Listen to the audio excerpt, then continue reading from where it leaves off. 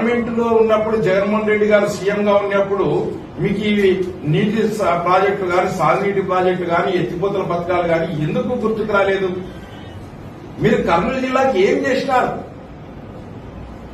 నిన్న మీరు డీజేలు పెట్టుకున్నారు, పాటలు పెట్టుకున్నారు, ధర్నాలు చేసినారు. మేము దానికేం అభ్యంతరం కాదు.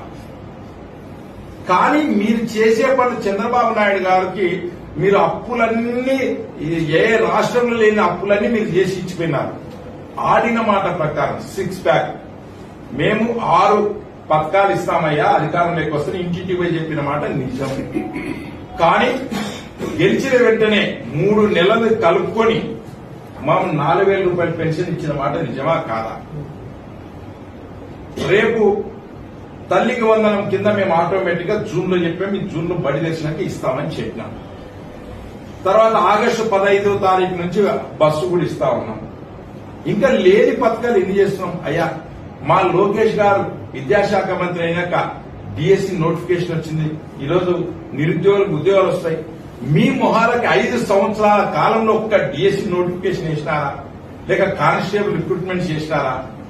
వ్యవస్థనంతా మీరు డబ్బు లేపి రెవెన్యూ వ్యవస్థ కావచ్చు, పోలీసు వ్యవస్థ కావచ్చు, వ్యవస్థలలో సర్వనాశనం చేసి నిర్వీర్యం చేసింది మీరు.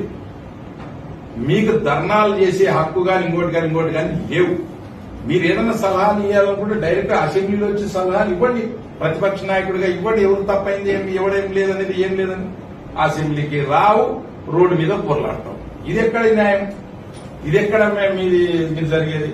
కాబట్టి ఇవన్నిటి కూడా మేము నిన్న చేసినటువంటిదంతా కూడా వాళ్ళు మా పార్టీ ఉంది, మా పార్టీ బతికి ఉంది, మేము ప్రతిపక్షంలో ఉన్నాం, మమ్మల్ని నమ్మండి అని ప్రజలకు ఒక ఇండికేషన్. వాళ్ళ క్యాడర్ని ఏది వైఎస్ఆర్ క్యాడర్ని వాళ్ళు మరసంగా వాళ్ళు ఎంత ఉండేటట్లా చేసుకున్నాను తప్పలేదు. మీరు క్లియర్ గా చేసుకోవచ్చు. మీ క్యాడర్ మీ మీటింగ్ సమావేశాలు పెట్టినా మీ క్యాడర్ మీరు ఏ రాజకీయ పార్టీని బలోపేతం చేసుకుంటారు. కానీ మమ్మల్ని మీద బురద వేయద్దండి. చంద్రబాబు నాయుడు ఈరోజు దేశంలోనే ఆంధ్రప్రదేశ్ ని మళ్లీ రాజధాని కడతా ఉన్నాడు. మీరు 3 రాజధానులు ఎంట్రీ మళ్ళీ దాన్ని చేస్తా ఇవన్నీ చేస్తా కష్టపడుతున్నాడు. మీరు ప్రోత్సాహం ఇవ్వండి.